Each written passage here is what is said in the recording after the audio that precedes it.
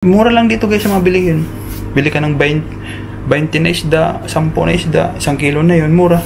Napakamura dito guys, mga isda, mga gulay, mura. 10, marami ka nang mabibili sa 10 na 10 MOP. Hello guys, magandang araw. It's me again, Kamotika TV.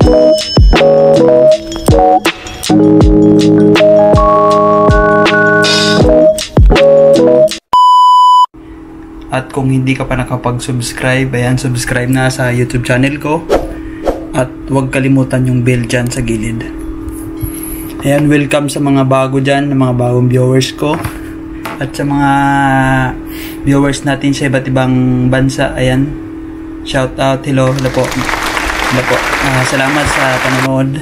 And shout out sa inyo. And gusto ko rin shout out yung mga may mga viewers tayo sa Hong Kong, sa Middle East, at sa lahat ng mga viewers natin. Ayan. Sa Pilipinas, shout out.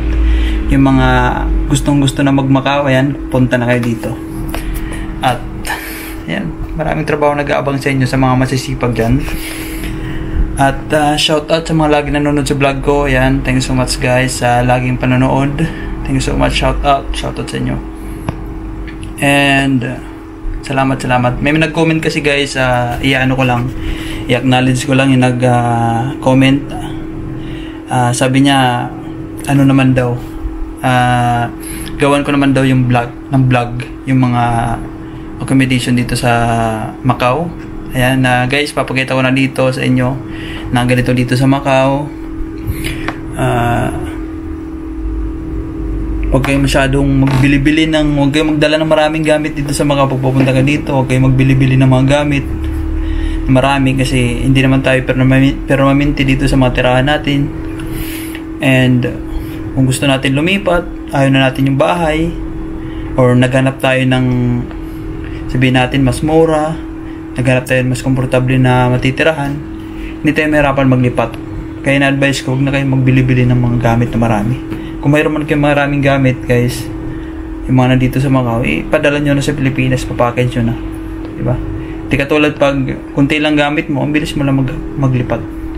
Lalo na pag busy ka sa trabaho, hindi ka makalipat diretso, ilang araw bago maubos lahat kasi sobrang dami. Kaya advice ko talaga dito sa mga guys is kunti lang gamit, diba?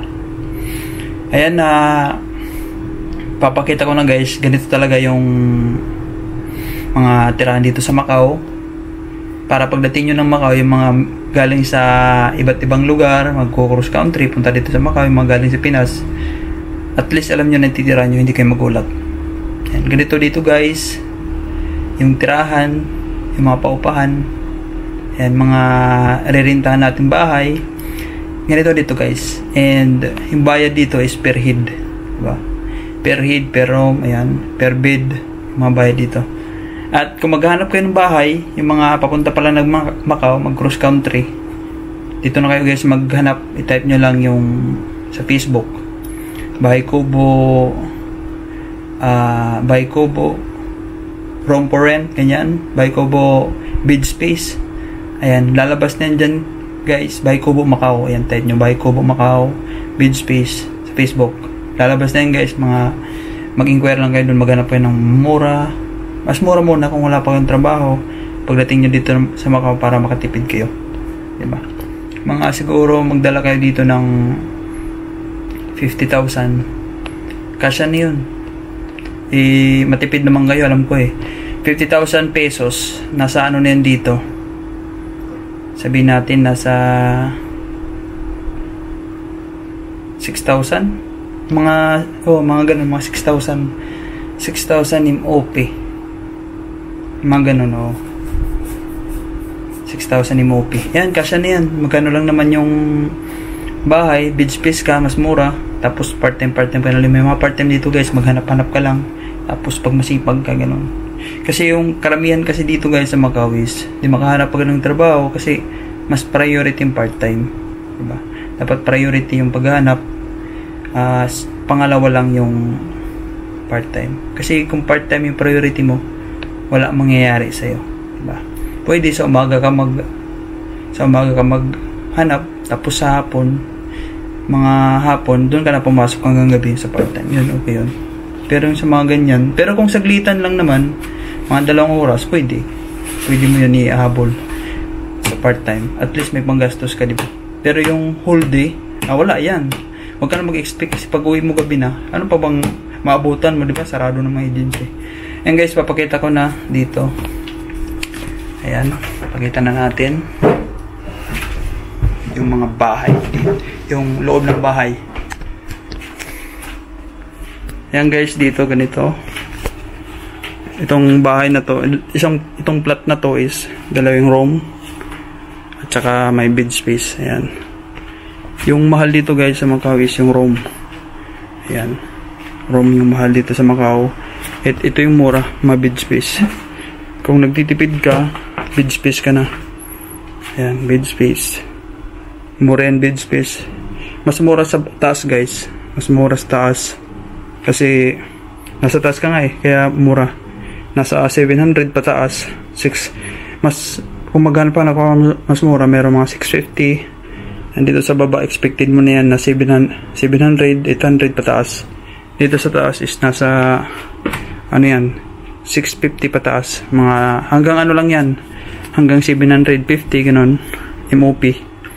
Dito nagre-range yan sa 700 pataas, 700 to 900. Ayan. Hindi mo pa kasama yung bills, hindi pa yung kasama. Depende, may mga 1,000 na bed space pero nandun na yung bills lahat, wala ka nang isipin. Ayan, yung ito wala tong ano, sa'yo pa yung bills lahat. Itong kwarto nagre-range to ng kwarto solo mo. Kung gusto mo mag-solo is nasa pinakamurang yun dito sa Macau is 2,200. Ayan, 2,200 MOP. Pinakamahal dito is nasa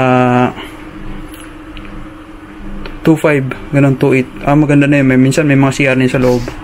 Yan guys, yung lamesa sa sala, kung mag-ano ka, kung magtatambay ka, kakain ka, may sala na yan dyan. Depende, kasi may mga boarding house na walang sala, may mga extension na, kasi may mga extension yung iba. Extension guys means is maliit na kwarto, pero para siyang kwarto pero maliit lang siya, extension. Pero solo mo yun, pero maliit lang siya, parang sa sala lang siya ginawa, plywood lang, and hindi siya semento, plywood lang, tapos maliit lang siya, sakto lang yung isang double deck doon, tapos may space ka pa konti. Yan guys, ganito yung extension, tingnan nyo sa picture, ayan, ganyan, pero solo mo, may privacy ka. Pero pag ganito na nasa sala, mura yan. Meron din naman mga bed space na nasa kwarto, pero marami yun sila. Nasa 2 yung bed, ganun, 4 ka sa loob. Pag ganito sa sala, mga 2 lang yan. Pero pag sa sala kasi guys, expected mo na yun na may istorbo ka, pag may dumating sa gabi, may istorbo ka na yan. Kaya kung mabilis ka magising o ayaw mo nang maingay, maghanap pa ng bed space sa kwarto, hindi yung sa sala. Kasi pag sa sala guys, mura lang din naman, diba? Mura lang. Sa kwarto medyo mahal kasi may aircon yun doon. Pag sa sala guys, may aircon naman, kaso limited lang. Yung iba mayroon na aircon, ito wala, walang aircon siya, kaya mainit. May electric pa naman, yun na lang yung ano mo para sa init. Ayan yung pwede ka magluto. Ayan, dito may lutuan, mga rice cooker. Kung magluluto ka, pwede ka magluto. Kanya-kanya dito guys, walang ambagan, ganun, depende. Pero mas maganda yung kanya-kanya, makakatipid ka, tsaka maano mo yung yung pagkain mo, ma-budget mo. Ayan, kung gusto mo magluto, may lutuan dyan. May lagay ng mga plato dyan. Kung magluluto ka dyan, may ref naman yung mga bibili mong para makatipid ka. Bili ka na ng mga frozen o gulay dyan malagay. Sample, bili ka ng mga dilata, o magano ka ng lagayan mo. Kasi guys, pag bed space ka, yung mga gamit nyo nasa baba yun, hati kayo nung sa taas, kalahati sa kanya, kalahati sa'yo, gamit nandun sa ilalim.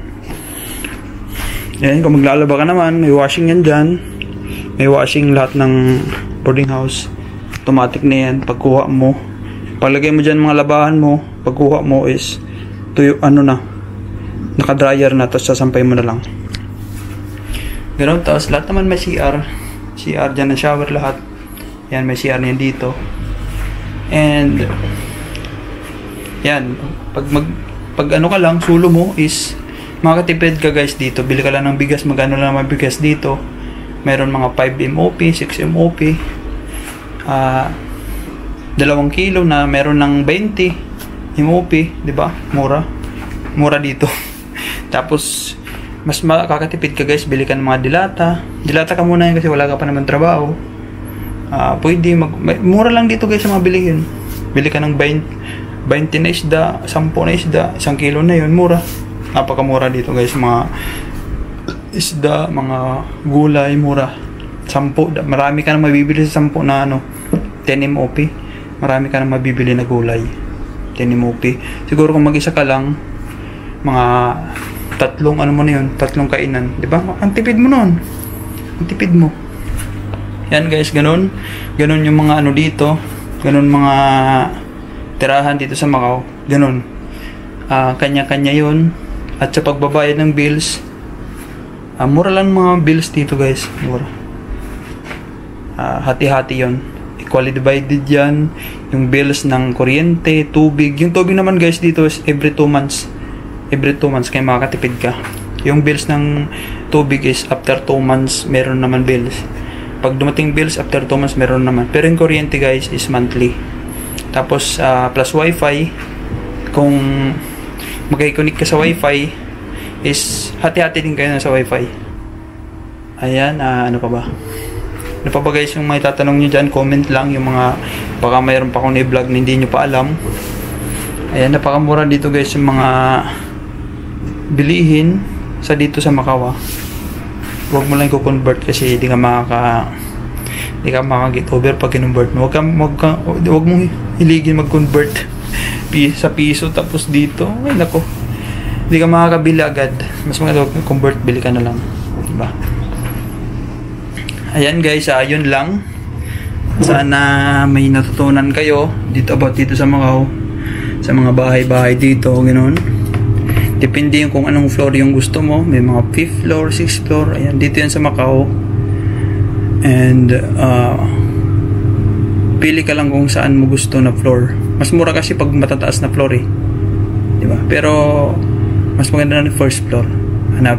Maganda pa ng first floor. Diyan sa Bahay Kubo, search mo lang yung Macau Bahay Kubo room for rent or bid space. Ayan, lalabas na yan dyan sa screen ng cellphone mo sa Facebook. Lalabas na yan. And makikita mo yung mga presyo ng mga bid space tsaka room. Ayan. Kung wala ka pa talagang budget, cross country ka o paano ka lang dito, bid space ka na lang guys para makatipid ka. Huwag ka muna mag-room sa kana pag may trabaho ka na. Ganoon, at saka sipagan mo guys yung paghanap ng trabaho. Pag nandito ka na, sipagan mo. And yan, sipag, tiyaga at dasal. Yun yung mga natin dito. Dapat yun yung kumbaga baril natin dito. Yun yung paglalaban tayo, yun yung sandata natin. Tsaka laging positive. Yan. Tsaka yung resume natin, damihan natin yung experience. Lagay natin ang lagay. Dapat alam mo yung nakalagay sa resume mo. Hindi yung naglagay ka lang tapos di mo memorize kung ano mga pinaglalagay mo dyan. At huwag ka mag-alala kasi hindi naman hinahanap yung COE dito, Certificate of Employment. Wala yan. Basta makita lang yung resume mo na may experience, goods na yun. At siyempre magkuha ka rin ng idea about sa mga nilagay mo doon. Sa tingin ka, tanong ka, sample room attendant, tingin ka sa YouTube kung paano mag-biddings, at least may idea ka. Diba? Hindi yung pag pina-actual ka, wala kang alam. Diba? Mahuli ka. Alam mo na yun. Kailangan yung advice, aralin nyo yung resume nyo bago kayo maglagay. Tapos, kabisaduhin nyo. Hindi yung, marami na yung subscriber natin, viewers natin na naglagay lang sila pero di nila alam. Tapos nung interview, wala na, bagsak na. Kaya yung mga interview guys, huwag nyo sayangin. Pag-aralan nyo, for example, interview nyo is dishwasher, Pag-aralan mo yun, kung anong mga ginagawa sa dishwasher, ilang years ka sa dishwasher, kung anong nandun sa resume mo, yun yung sabihin mo dun sa nag-interview. Para pag tinignan, okay, diba? Kapanipaniwala. Kapanipaniwala kahit hindi naman, diba? Dapat kapanipaniwala yung kwento mo, diba? Pag-convince mo siya na yun talaga nangyari, diba? Dapat doktor ka dito eh, diba? Doktor kwak-kwak ka dito. Ayan, yun lang guys, and sana may natutunan kayo sa vlog ko, and ngayon may idea na kayo dito sa mga bahay-bahay. Yun lang guys, and thanks so much. I love you all. Thanks sa mga mag-subscribe. Ingat lagi, and hanggat may bisa, may pag-asa. Love you all.